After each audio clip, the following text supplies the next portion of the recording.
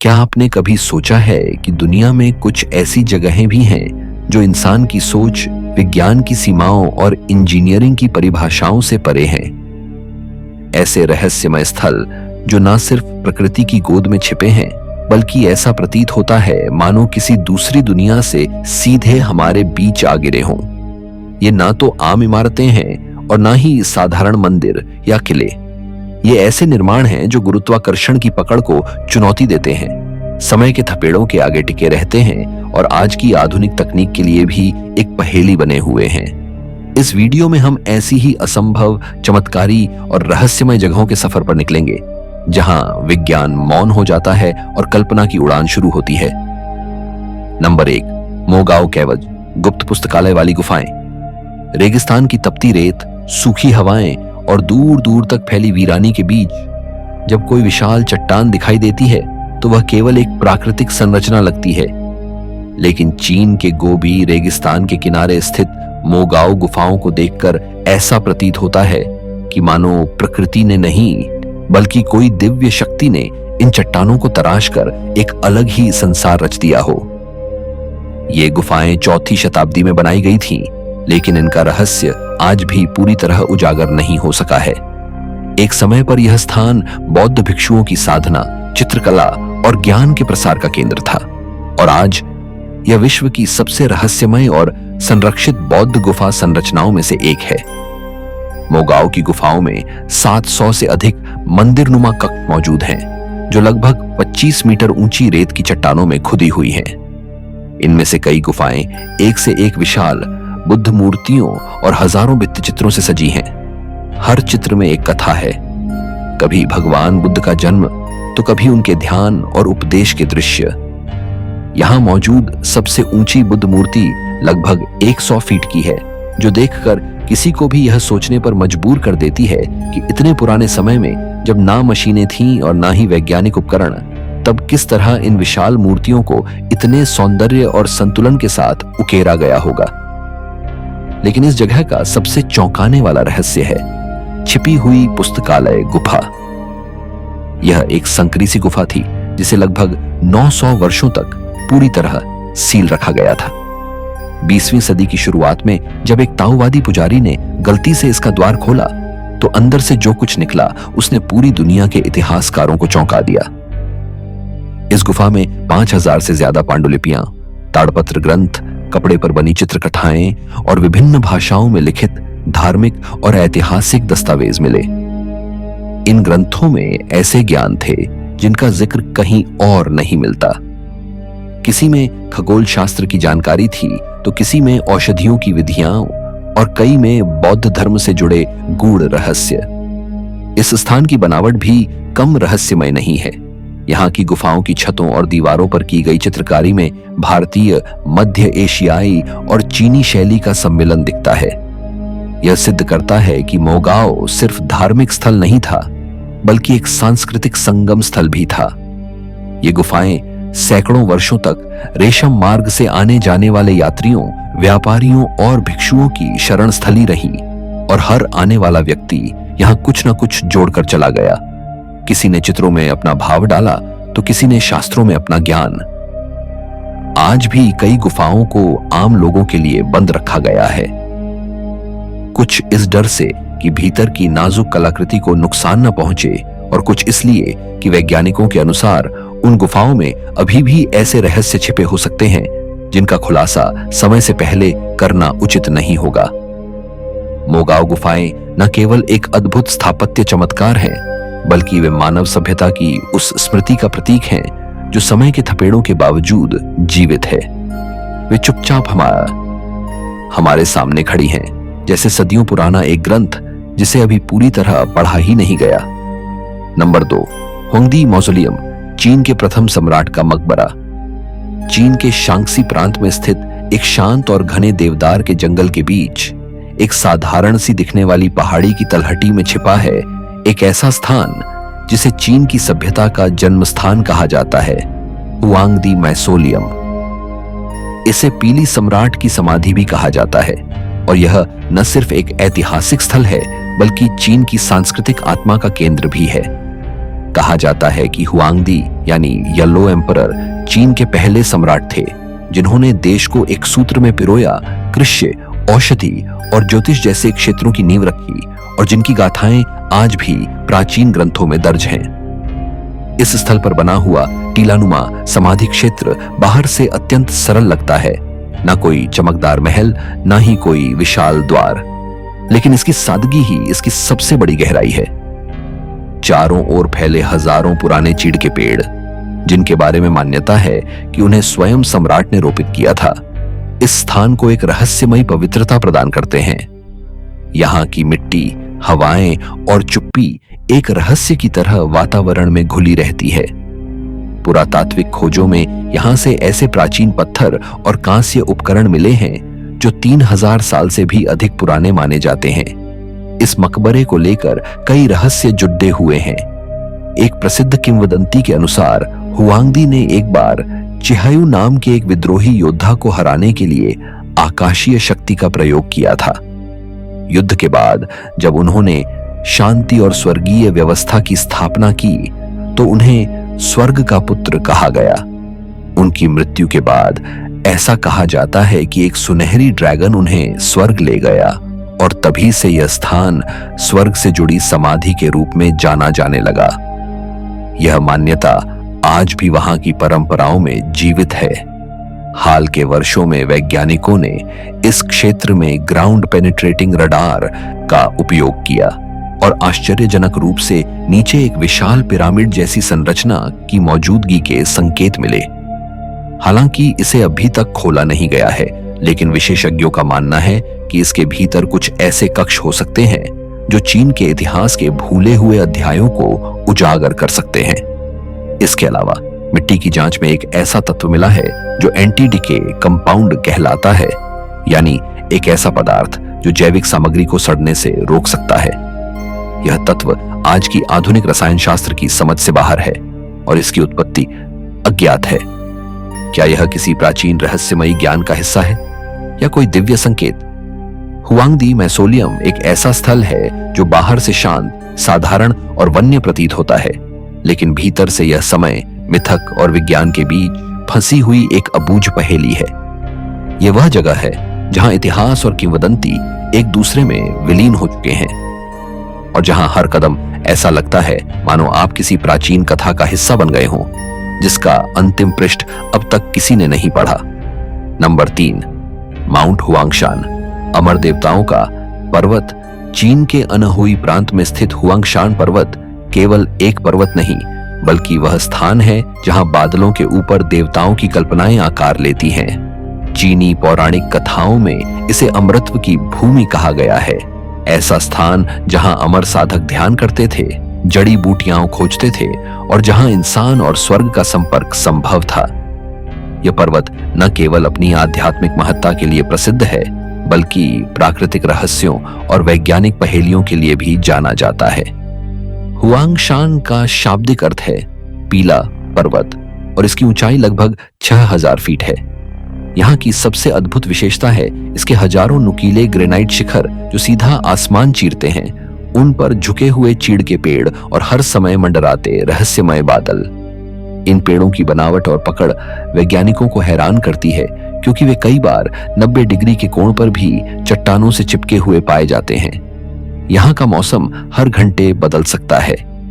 एक ही दिन में धूप, बारिश, धुंध और कभी-कभी बर्फबारी तक हो सकती है।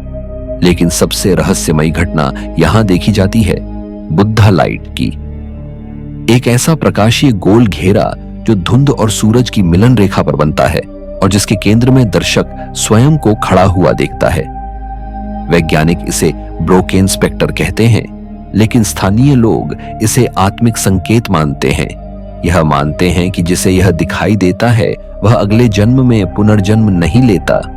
हुआंगशान की चट्टानों से लिए गए कुछ पत्थरों में उच्च तापमान और दबाव से जुड़ी असामान्य परिवर्तनशीलताएं पाई गई हैं, जिससे यह संकेत मिलता है कि इस पर्वत पर हजारों वर्ष पहले कोई अत्यंत शक्तिशाली भूवैज्ञानिक घटना हुई थी। शायद कोई उल्कापिंड टकराया हो या पृथ्वी की सतह से कोई उभार आया हो, लेकिन इसका कोई ठोस प्रमाण आज तक नहीं मिल पाया है। यह पर्वत इतिहास में भी महत्वपूर्ण रहा है। प्राचीन चित्रकार, कवि और ताओ साधु यहां महीनों तक साधना और सृजन के लिए रहते थे। उनके अनुसार इस पर्वत के भीतर ऐसी गुफाएं और द्वार हैं जो किसी और आयाम की ओर खुलते हैं। हालांकि सरकार द्वारा ऊंचे शिखरों को बंद कर दिया गया है, लेकिन कुछ पुराने मानचित्रों में संकेत हैं कि पर्वत के भीतर कोई सुरंग प्रणाली मौजूद हो सकती है। आज भी जब कोई हुआंगाशान पर चढ़ाई करता है तो उसे ऐसा लगता है मानो वह इस धरती पर नहीं बल्कि किसी स्वप्न लोक में पहुंच गया है। यहाँ की हवा में अजीब सी नमी है जो आपकी त्वचा को छूकर जैसे कोई पुरानी कथा सुना देती है। यह पर्वत एक साथ प्राकृतिक सौंदर्य, आध्यात्मिक रहस्य और भूवैज्ञानिक अजूबा है। हुआंगशान वह स्थान है जहां बादल जमीन को चूमते हैं, जहां पेड़ हवा में लटके रहते हैं और जहां समय जैसे ठहर जाता है।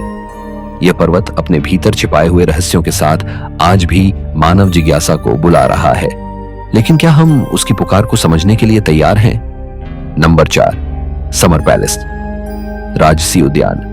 जो रहस्य समेटे है बीजिंग के उत्तर पश्चिम में स्थित समर पैलेस पहली नजर में एक भव्य शाही उद्यान की तरह लगता है। शांत झील, हरे भरे पेड़, सुंदर मंडप और पुराने चीनी स्थापत्य की अद्वितीय कला। लेकिन अगर आप इसकी सतह से नीचे झांकें तो यह स्थान केवल एक शाही अवकाश 18वीं सदी में किंग वंश के सम्राट कियानलोंग द्वारा इसे निर्मित कराया गया था। इसे मूल रूप से किंगमिंग युआन कहा जाता था, जिसका अर्थ है शुद्ध और उज्जवल उद्यान। यह स्थल न केवल सम्राटों के लिए गर्मी से बचाव का स्थान था, बल्कि एक राजनीतिक संकेत भी था, प्रकृति के भीतर बसी हुई सत्ता। झील, मंडप, पुल और पहाड़ियों का हर हिस्सा फेंग शुई के सिद्धांतों पर आधारित था। यह कहा जाता है कि इसकी बनावट के पीछे आकाश और पृथ्वी की ऊर्जा को संतुलित करने की गुप्त योजना थी। यहाँ की कुमिंग झील पूरी तरह से मानव निर्मित है, लेकिन इस तरह बनाई गई है कि वह प्राकृतिक झील जैसी प्रतीत हो। इसकी मिट्टी का उपयोग पास की लोनलीनेस हिल, वान शॉ हिल बनाने में किया गया, जिस पर शाही मंदिर और टावर बनाए गए। हर टावर, हर पुल का आकार, दिशा और स्थान ज्योतिषीय और खगोलीय गणनाओं के अनुसार निर्धारित किया गया। कहा जाता है कि सम्राट खुद इस स्थल पर बैठकर आकाशीय घटनाओं का निरीक्षण करते थे और निर्णय लेते थे कि कौन सा दिन कौन से अनुष्ठान के लिए उपयुक्त होगा। लेकिन समर पैलेस का रहस्य यहीं खत्म नहीं होता। जब 1860 और फिर 1900 में विदेशी सेनाओं द्वारा इसे नष्ट किया गया और फिर से बनवाया गया, तो कई पुरातात्विक विशेषज्ञों ने पाया कि इसके नीचे गुप्त सुरंगें और भूमिगत कमरे हैं। इन सुरंगों के उद्देश्यों को लेकर कई सिद्धांत हैं। कुछ मानते हैं कि ये आपातकालीन भागने के मार्ग थे, तो कुछ इसे शाही खजाने और दस्तावेजों को छिपाने की व्यवस्था मानते हैं। एक प्रसिद्ध कथा यह भी है कि एम्प्रेस डावेजी ने इसी जगह से सम्राटों की शक्ति को नियंत्रित किया। कहा जाता है कि वह एक विशेष भवन में रहती थी, जिसे विशेष ध्वनियों से गूंजता बनाया गया था, जिससे वह बिना चीखें सुने संवाद कर सकती थी। एक ऐसी तकनीक जिसे आधुनिक ध्वनि इंजीनियरिंग भी अब तक पूरी तरह समझ नहीं पाई है। समर पैलेस केवल एक सुंदर उद्यान नहीं, बल्कि एक राजनीतिक उपकरण, खगोलीय वेधशाला और आध्यात्मिक साधना का स्थल था। यहाँ हर कदम पर इतिहास की परछाइयां चलती हैं और हर इमारत किसी न किसी गुप्त कहानी की वाहक है। आज यह यूनेस्को विश्व धरोहर स्थल है और लाखों पर्यटक इसकी सुंदरता से मंत्रमुग्ध हो जाते हैं। लेकिन उनमें से बहुत कम ही जानते हैं कि यह सुंदरता केवल बाहरी आवरण है। इसके भीतर छिपा है शक्ति, गूढ़ गणित और वह रहस्य जो सदियों से शाही दीवारों में कैद है। नंबर 5, टेम्पल ऑफ हेवेन, स्वर्ग से संवाद का स्थापत्य रहस्य। बीजिंग के केंद्र में स्थित टेम्पल ऑफ हेवेन को देखकर यह महसूस होता है कि यह केवल एक धार्मिक स्थल नहीं, बल्कि किसी दूसरी दुनिया से जुड़ने का द्वार है। सैकड़ों वर्षों तक यह स्थान चीनी सम्राटों द्वारा स्वर्ग से संवाद करने के लिए प्रयोग में लाया गया था। लेकिन जो बात इसे एक साधारण मंदिर से अलग बनाती है, वह है इसका अद्भुत ज्यामितीय डिजाइन, गूढ़ संरेखण और बिना किसी धातु या कील के किया गया निर्माण। इस मंदिर का निर्माण 15वीं सदी में मिंग वंश के सम्राट योंगले ने करवाया था। वही सम्राट जिन्होंने बीजिंग के फॉरबिडन सिटी का निर्माण भी करवाया था। टेम्पल ऑफ हेवन का पूरा लेआउट ब्रह्मांड की अवधारणा पर आधारित है। यहाँ आकाश को दर्शाने के लिए गोल आकार और पृथ्वी को दर्शाने के लिए वर्गाकार आकृति का उपयोग किया गया है। मंदिर की छतें नीले रंग की हैं, जो स्वर्ग का प्रतीक मानी जाती हैं, और इसकी नींवें वर्गाकार हैं, जो पृथ्वी का प्रतिनिधित्व करती हैं। सबसे प्रमुख संरचना hall of prayer for good harvest है। एक 125 फीट ऊंचा गोलाकार भवन, जिसे पूरी तरह लकड़ी से बनाया गया है और इसमें कहीं भी लोहे की कील का प्रयोग नहीं किया गया है। इस भवन की छत 3 परतों में बनी है और इसके केंद्र में एक विशाल स्तंभ खड़ा है, जिसे ड्रैगन पिलर कहा जाता है। यह स्तंभ केवल भवन का भार नहीं उठाता, बल्कि इसे आकाशीय ऊर्जा से जोड़ने वाला माध्यम भी माना जाता है। मंदिर की संरचना में अंक 9 का गहरा महत्व है, जो प्राचीन चीनी संस्कृति में सम्राट का प्रतीक माना जाता है।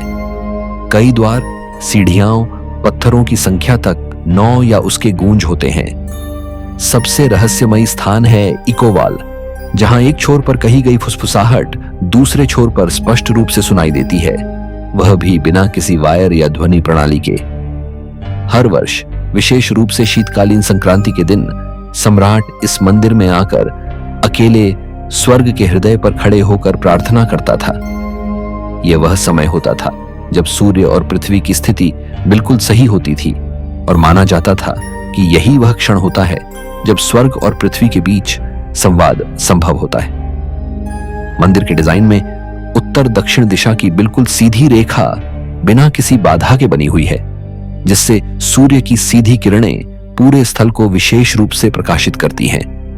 यह वास्तुशिल्प समझ इतनी गहरी थी कि आधुनिक खगोल वैज्ञानिक भी इस संरेखण को लेकर हैरान हैं। आज टेम्पल ऑफ हेवन यूनेस्को की विश्व धरोहर सूची में शामिल है और लाखों पर्यटक इसकी भव्यता देखने आते हैं।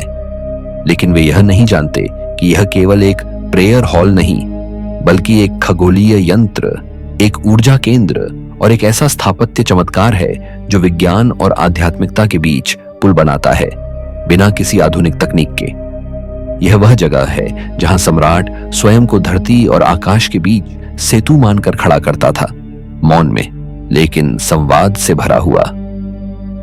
नंबर 6, वेस्टर्न क्विंग टोम्ब्स, गुप्त समाधि कक्षों का रहस्यमय साम्राज्य। बीजिंग के दक्षिण पश्चिम में स्थित पश्चिमी किंग समाधियां पहली नजर में एक शांत और विशाल कब्रिस्तान की तरह प्रतीत होती है, जहां पेड़ों की कतारें, पत्थरों से बने प्रवेश द्वार और प्राचीन समाधि स्तंभ शांति से अतीत की गवाही दे रहे होते हैं। लेकिन इन समाधियों के नीचे दबी परतों में कुछ ऐसा छिपा है जिसे आज तक कोई पूरी तरह से समझ नहीं पाया। यह सिर्फ अंतिम विश्राम स्थल नहीं है, यह है किंग वंश की सत्ता, धार्मिक विश्वास, खगोल शास्त्र और गुप्त रहस्यों का सम्मिलन, जिसे एक अदृश्य रेखा के रूप में जमीन के नीचे छिपाया गया है। यह समाधि स्थल 1730 में सम्राट योंगजेंग द्वारा बनवाया गया था और बाद में इसमें सम्राटों, रानियों और शाही परिवार के कई सदस्यों को दफनाया गया। कुल 14 शाही मकबरे इस स्थान में हैं, लेकिन जो बात सबसे रहस्यमय है वह यह कि इनमें से अधिकांश आज तक पूरी तरह से खोले नहीं गए हैं। स्थानीय किंवदंती के अनुसार जब सम्राट योंगजेंग इस स्थल का चयन कर रहे थे, तो एक दिन उन्होंने एक नदी के पास एक सुनहरा सांप तैरते हुए देखा, जो अचानक एक चट्टान में गायब हो गया। इसे एक दिव्य संकेत माना गया और उसी स्थान को समाधि भूमि के रूप में चुना गया। इसके बाद खगोल शास्त्रियों और फेंग शुई विशेषज्ञों ने कई महीनों तक इस क्षेत्र की ऊर्जा रेखाओं का अध्ययन किया, ताकि यह सुनिश्चित किया जा सके कि यह स्थान शाही ऊर्जा को स्थिर बनाए रखेगा। लेकिन असली रहस्य तो जमीन के नीचे शुरू होता है। ग्राउंड पेनिट्रेटिंग रडार और उपग्रह इमेजरी से पता चला है कि कई समाधियों के नीचे ऐसे भूमिगत कक्ष और सुरंगें हैं जिनका जिक्र किसी ऐतिहासिक दस्तावेज में नहीं है। वैज्ञानिकों का मानना है कि यह गुप्त समाधि कक्ष हो सकते हैं, जिनमें महत्वपूर्ण शाही धरोहरें, अनुष्ठानिक ग्रंथ और संभवतः वो ऐतिहासिक साक्ष्य रखे गए हों जिनसे सत्ता और धर्म का गहरा संबंध उजागर हो सकता है। एक और रहस्यमयी पहलू यह है कि इनमें से कई समाधियों में प्रवेश द्वार का कोई स्पष्ट चिन्ह नहीं मिलता। ऐसा लगता है जैसे डिजाइन ही इस प्रकार किया गया हो कि इन कक्षों को आने वाली पीढ़ियों से छुपाया जाए। कुछ विद्वानों का मानना है कि असली प्रवेश मार्गों को मिट्टी, पेड़ों और पत्थरों से छिपाकर फिर उनकी नकल बनाई गई, ताकि कोई लुटेरा या बाहरी व्यक्ति भ्रमित हो जाए और असली समाधि तक न पहुंच सके। सरकारी तौर पर इन समाधियों की खुदाई प्रतिबंधित है, क्योंकि माना जाता है कि इससे शाही आत्मा को अशांति हो सकती है। लेकिन इतिहासकार और पुरातत्वविद मानते हैं कि यदि कभी इन समाधियों को खोला गया तो यह चीन के साम्राज्यवादी इतिहास के सबसे बड़े रहस्यों को उजागर कर सकते हैं। पश्चिमी किंग समाधियां हमें यह बताती हैं कि कैसे प्राचीन सम्राट केवल जीवन तक सीमित नहीं थे, वे मृत्यु के बाद भी अपनी शक्ति, ज्ञान और रहस्य को संरक्षित करने की पूरी व्यवस्था करते थे। और जब तक ये समाधियां चुपचाप धरती की परतों में छिपी हैं, तब तक चीन का एक महत्वपूर्ण अतीत भी अनजाने अंधेरे में ही दफन है। एक ऐसा अतीत जो शायद सब कुछ बदल सकता है। नंबर 7, सेडा मोनेस्टेरी। तिब्बती ज्ञान का समुद्र और मौन का रहस्य। तिब्बत के सीमावर्ती क्षेत्र में समुद्र तल से लगभग 13,000 फीट की ऊंचाई पर बसी एक घाटी है, जहां इंसान की उपस्थिति विरले ही मिलती है, लेकिन जहां एक विशाल बौद्ध नगर हर दिशा में फैला हुआ है। यह है सेडा मठ, जिसे दुनिया का सबसे बड़ा बौद्ध शिक्षण संस्थान भी कहा जाता है। दूर से देखने पर यह स्थान लाल रंग की हजारों छोटी छोटी झोपड़ियों से बना हुआ एक रहस्यमयी समुद्र जैसा प्रतीत होता है, जो चुपचाप पहाड़ियों पर चढ़ता चला जाता है। लेकिन इसके भीतर छिपे हैं गहन ध्यान, मौन शिक्षा और एक पुनर्जीवित होती संस्कृति की जटिल परतें। सेडा की स्थापना 1980 में एक वरिष्ठ बौद्ध शिक्षक केन्नो जिग्मे फुनकत्सोक द्वारा की गई थी। यह मठ उस समय अस्तित्व में आया जब तिब्बती संस्कृति, धर्म और शिक्षा लगभग नष्ट होने की कगार पर थे। लेकिन कुछ ही दशकों में यह स्थान हजारों भिक्षुओं और साधकों का आध्यात्मिक केंद्र बन गया। यहां रहने वाले लोग संसार से पूरी तरह कटे हुए जीवन को जीते हैं। कोई तकनीक नहीं, कोई मनोरंजन नहीं, केवल ध्यान, अध्ययन और आत्मचिंतन। यहां की सबसे उल्लेखनीय बात है इसकी विशालता।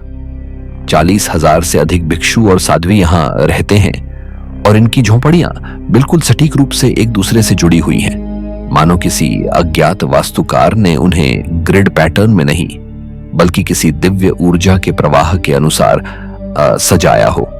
ये झोपड़ियां बहुत ही साधारण सामग्रियों से बनी हैं, लकड़ी, मिट्टी और स्थानीय पत्थर।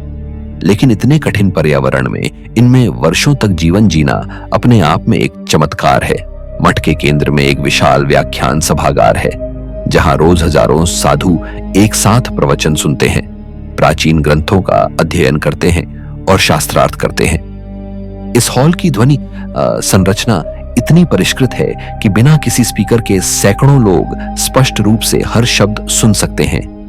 कोई रिकॉर्ड नहीं दिखाता कि इस ध्वनि व्यवस्था को किसने डिजाइन किया, लेकिन यह अब भी वैज्ञानिकों के लिए एक रहस्य है। सेडा में मृत्यु को भी एक साधना की तरह देखा जाता है। यहाँ स्काई बरियल और पारंपरिक बौद्ध अंत्येष्टि संस्कार आज भी प्रचलित हैं। इन अनुष्ठानों के दौरान ऐसा माना जाता है कि आत्मा को मुक्ति का मार्ग दिखाने के लिए विशेष मंत्रोच्चार और अग्नि संस्कार आवश्यक है। इस संस्थान की बनावट, व्यवस्था और विकास किसी सरकारी योजना का परिणाम नहीं था, बल्कि यह पूरी तरह मौखिक परंपरा, सामूहिक श्रम और एक आध्यात्मिक मिशन का परिणाम था। बिना किसी औपचारिक ब्लूप्रिंट या इंजीनियरिंग की सहायता के इतनी ऊंचाई और दुर्गम वातावरण में इस स्तर का निर्माण कैसे हुआ, यह अब भी समझ से बाहर है। सेडा मठ केवल एक धार्मिक संस्थान नहीं, यह जीवित होता हुआ एक तिब्बती पुनर्जागरण है।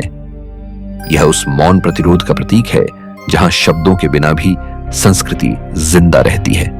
और शायद यही इसकी सबसे बड़ी शक्ति है, एक ऐसी जगह जो पृथ्वी के सबसे कठिन कोनों में स्थित है, फिर भी पूरी दुनिया की आत्मा को छू सकती है। नंबर 8, लॉन्गमैन ग्रोटोज, पत्थरों में उकेरी गई आध्यात्मिक सभ्यता। लोयांग शहर के दक्षिण में बहती यशुई नदी के दोनों किनारों पर फैली चट्टानों में जब आप नजर डालते हैं तो वहां केवल पत्थर नहीं होते, वहां समय, श्रद्धा और एक विलुप्त होती सभ्यता की गूंज गहराइयों से आपको पुकारती है। यही है लॉन्गमैन ग्रोटो, चीन की सबसे प्राचीन और रहस्यमय बौद्ध गुफाओं में से एक, जहां पत्थरों में नक्काशी नहीं बल्कि विश्वास को चीरकर मूर्त रूप दिया गया है। इन गुफाओं का निर्माण 5वीं शताब्दी में नॉर्दर्न वेई राजवंश के दौरान शुरू हुआ था और करीब 400 वर्षों तक विभिन्न सम्राटों द्वारा इसमें योगदान दिया गया। 1 किलोमीटर से अधिक क्षेत्र में फैली इन चट्टानों में लगभग 2300 से अधिक गुफाएं और दरारें मौजूद हैं, जिनमें 1,10,000 से भी अधिक बुद्ध मूर्तियां और 60 से ज्यादा स्तंभ लेख मिलते हैं। हर मूर्ति अपने आप में एक कथा है, कुछ केवल इंच भर की है तो कुछ 55 फीट तक ऊंचाई की है, जिनका मुखमंडल सूर्य की रोशनी में झिलमिलाता है, मानो वे स्वयं चेतना को प्रकट कर रही हों।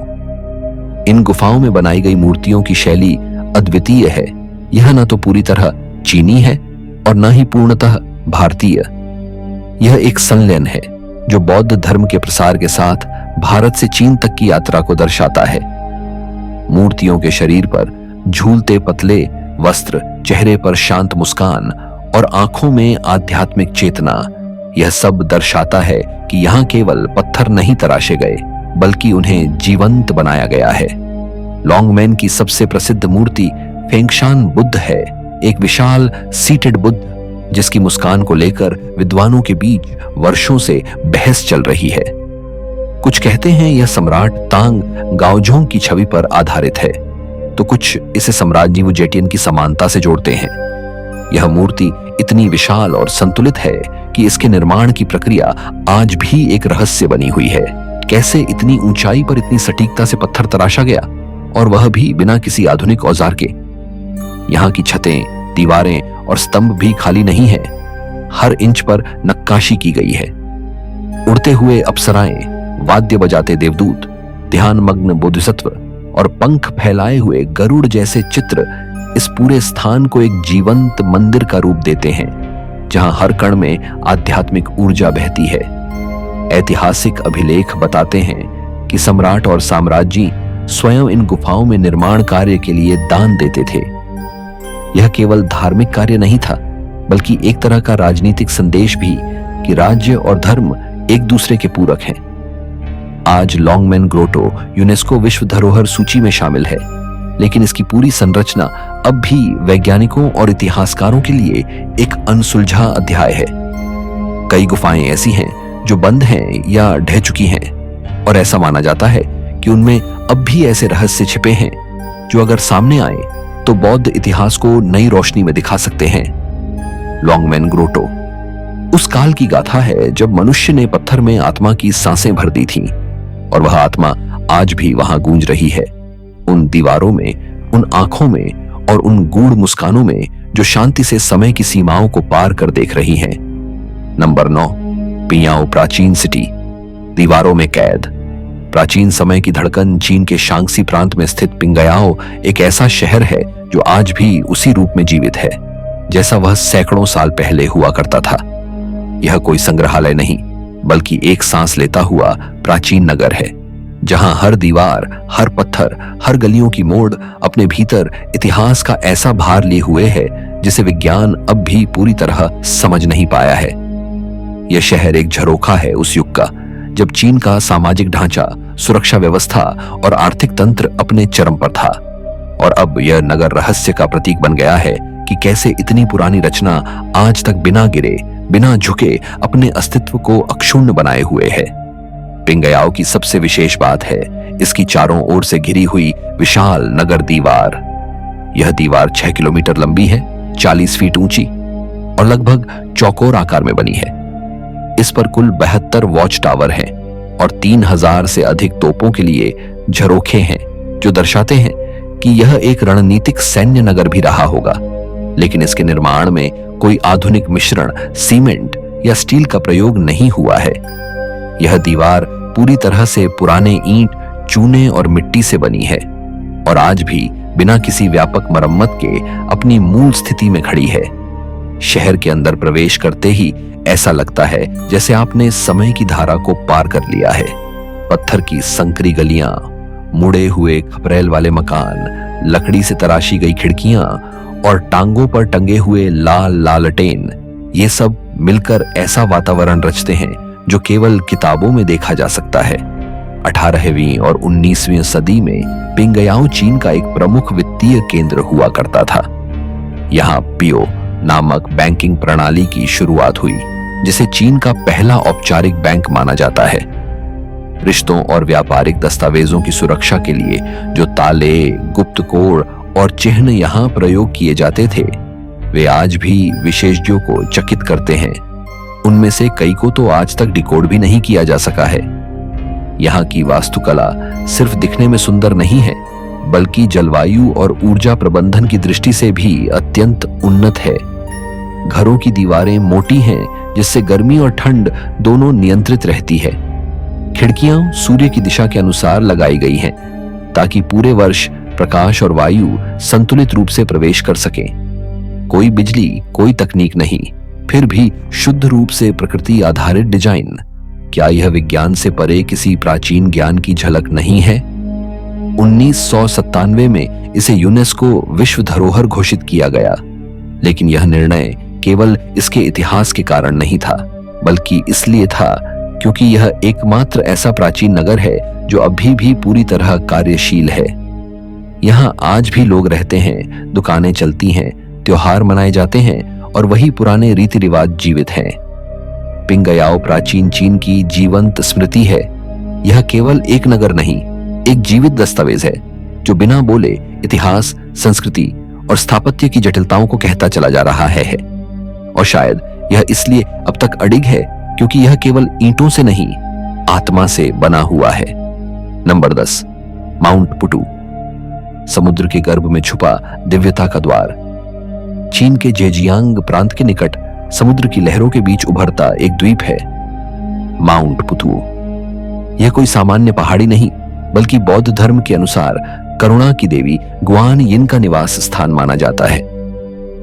हजारों वर्षों से यह द्वीप न केवल धार्मिक आस्था का केंद्र रहा है, बल्कि रहस्यमयी घटनाओं और वैज्ञानिकों के लिए अबूझ पहेली का स्थान भी बन चुका है। समुद्र से घिरा, क्लिफ्स और गुफाओं से भरा यह द्वीप प्राकृतिक, आध्यात्मिक और वैज्ञानिक रहस्य तीनों को एक साथ समेटे हुए है। यहाँ सबसे प्रमुख आकर्षण है विशाल गुआनिन की मूर्ति, जो कई 100 फीट ऊंची है और समुद्र की ओर मुख करके खड़ी है, मानो आने वाली आपदाओं से धरती की रक्षा कर रही हो। मूर्ति के नीचे खुदाई में कई प्राचीन कांस्य की घंटियां और बुद्ध मूर्तियां प्राप्त हुई हैं, जो सोंग और मिंग वंश के काल की हैं। यह खोज यह संकेत देती है कि यह क्षेत्र हजारों वर्षों से आध्यात्मिक गतिविधियों का केंद्र रहा है और यहाँ कोई गुप्त तपस्थली भी रही होगी। द्वीप पर स्थित चट्टानों के नीचे वैज्ञानिकों ने अत्यधिक तीव्र चुंबकीय क्षेत्रों का पता लगाया है। यहाँ आधुनिक नेविगेशन उपकरण अक्सर असामान्य रूप से काम करना बंद कर देते हैं। इलेक्ट्रॉनिक कंपास दिशाएं बदलने लगते हैं और समुद्री राडार अचानक निष्क्रिय हो जाते हैं।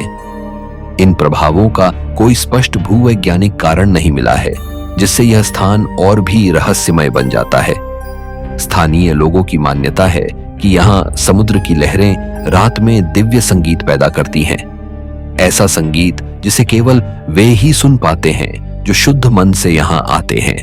कुछ पुराने ग्रंथों में इस स्थान के नीचे गुफाओं की श्रृंखला और भूमिगत जलकुंडों का जिक्र भी आता है, लेकिन आज तक उनका कोई स्पष्ट प्रमाण नहीं मिल पाया है। पुरातत्वविदों का मानना है कि यहाँ का वास्तु विन्यास पूरी तरह फेंग शुई के गूढ़ सिद्धांतों पर आधारित है। हर मंदिर, द्वार और घंटा खास कोणों और रेखाओं पर स्थित हैं, जो ब्रह्मांडीय ऊर्जा को खींचने के लिए डिजाइन किए गए हैं।